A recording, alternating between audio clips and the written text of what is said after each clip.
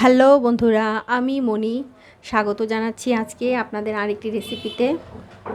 আজকে আমি ডিম দিয়ে আলু টমেটো দিয়ে তো ডিমগুলোকে এভাবে কেটে নিয়েছি আর আলু টমেটোটা নিয়েছি। তো ডিম আলু টমেটো দিয়ে আমি একটা রান্না করব। রান্নাটা খেতে খুব টেস্টি হয়, তো ভাবলাম আপনাদের সাথে শেয়ার করি। ওই ডিম কারি, ডিম ভুনা ওভাবে খেতে খেতে বোর বোর লাগে। তো আজকে এই রান্নাটা আপনাদের সাথে শেয়ার করব, আশা করি আপনাদের খুব ভালো লাগবে। তো ফিরে যাচ্ছি মূল রান্নায়। আমি ডিমগুলোকে নুন হলুদ আর মরিচ গুঁড়ো দিয়ে মেখে নিয়েছি। তো এগুলোকে একটু হালকা করে ভেজে নেব। তো ডিমগুলো ভাজার জন্য আমি কড়াইয়ে তেল দিয়ে দিয়েছি। তেলটা খুব বেশি গরম হওয়ার আগেই আমি ডিমগুলো এর ভেতর দিয়ে দেব, কারণ তেলটা বেশি গরম হয়ে গেলে না ডিমগুলো ফোটে। তো আপনারা গ্যাসের ফ্লেমটা একদম লো করে নেবেন, নিয়ে তারপরে ডিমগুলোকে ভাজবেন। না হলে কিন্তু ডিমগুলো, যে ডিমের যে সাদা চামড়াগুলো আছে এগুলো ফুটবে। তো এভাবে আমি সবগুলো ডিম দিয়ে ভেজে নেব। তো এখানে আমি 4টা ডিম নিয়েছি 8 টুকরো করে। আপনারা চাইলে আস্তে আস্তে ডিমই ভাজতে রান্না করতে পারেন। তো আমি এখানে এটাকে কেটে রান্না করছি।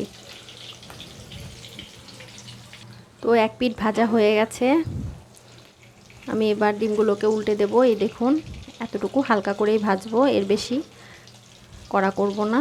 এই দেখুন, এভাবে আমি উল্টে পাল্টে ভেজে নিচ্ছি। তো দেখুন ডিমগুলো আমার ভাজা হয়ে গেছে। এবার আমি এক এক করে সবগুলো ডিম তুলে নিচ্ছি। তো এই ডিম ভাজা তেলের ভেতরেই আমি পেঁয়াজ কুচি দিয়ে দেব। এখানে আমি 4-5টা পেঁয়াজ কুচি রেখেছি। এই রান্নাতে একটু পেঁয়াজ কুচি বেশি দেব, ভালো লাগে মানে খেতে বেশি পেঁয়াজ কুচি দিলে। আর কয়েকটা কাঁচা লঙ্কা দিয়ে দেব। তো পেঁয়াজটাকে একটু ভাজবো যাতে কাঁচা গন্ধটা চলে যায় আর কি। এই তো পেঁয়াজটাকে আমি এতটুকু পরিমাণ ভেজে নিয়েছি। এবার আমি এতে হাফ চামচ রসুন বাটা আর হাফ চামচ আদা বাটা দিয়ে এটাকে ভেজে নেব ভালোভাবে, যাতে কাঁচা গন্ধটা চলে যায়। তো এবার আমি এতে মশলা অ্যাড করে দেব। 1 চামচ মরিচ গুঁড়ো, হাফ চামচ হলুদ গুঁড়ো আর 1.5 চামচ ধনে গুঁড়ো।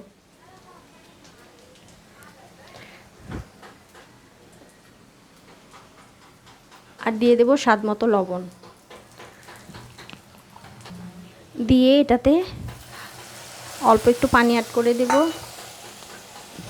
দিয়ে মশলাটাকে ভাজবো, যাতে এটা কষিয়ে নেব মশলাটাকে। ঝালটা আপনারা আপনাদের টেস্ট অনুযায়ী দেবেন। আমি এখানে কম দিয়েছি, যারা একটু ঝাল খেতে ভালোবাসেন তারা একটু ঝাল দেবেন।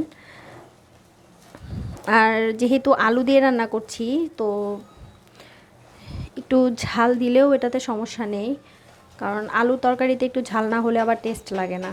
তো আমি পরে কাঁচা লঙ্কা অ্যাড করবো আরও, তার জন্য আমি মরিচের গুঁড়োটা 1 চামচই দিয়েছি।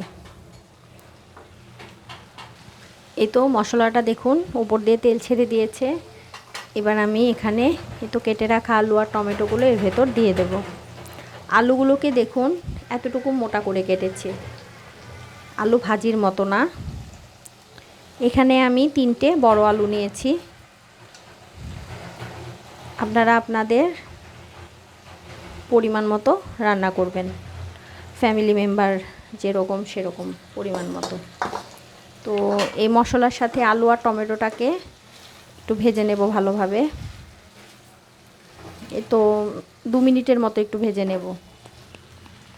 তো এটা ভাজার সময় আমি আরও কয়েকটা চেরা কাঁচা লঙ্কা এর ভেতর দিয়ে দেব।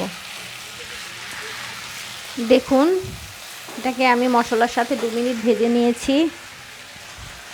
এবার আমি এতে পানি অ্যাড করে দেব। পানিটা এমনভাবে দিবেন যাতে আলুগুলো তো এরকম ডুবে থাকে।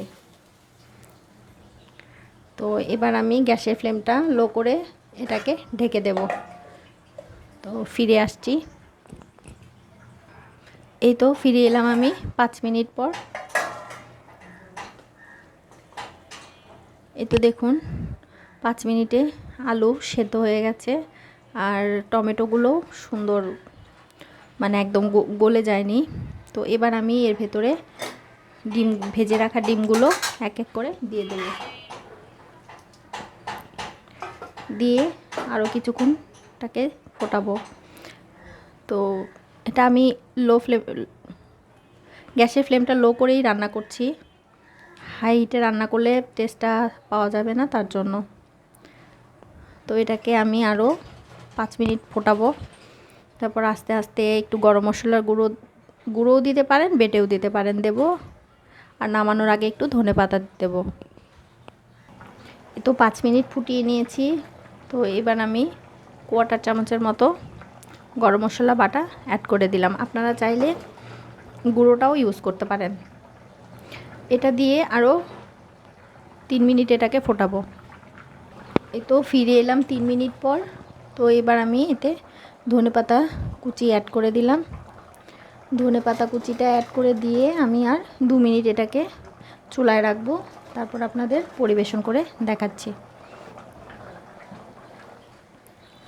দেখুন কালারটা কত সুন্দর এসেছে। এটা দেখতে যতটা টেস্টি লাগছে, খেতে আরও টেস্টি লাগে। এই তো তৈরি হয়ে গেল আমার ডিম দিয়ে আলু টমেটো দিয়ে একটা ভিন্ন স্বাদের তরকারি। তো এটা বাসায় আপনারা রান্না করে খাবেন, খুব ভালো লাগবে। তো রান্নাটা যদি আপনাদের ভালো লেগে থাকে তাহলে প্লিজ প্লিজ চ্যানেলটাকে সাবস্ক্রাইব করে দেবেন, পাশে থাকবেন। সবাইকে শেয়ার করবেন, বেশি করে লাইক করবেন, কমেন্ট করবেন। আর যারা ফেসবুক পেজ থেকে দেখছেন তারা ফলো দিয়ে দেবেন, কেমন?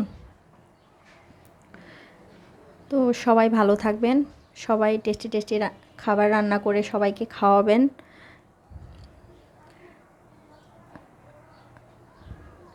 আজ এ পর্যন্তই, দেখা হবে অন্য আরেকটি রান্নাতে। টাটা।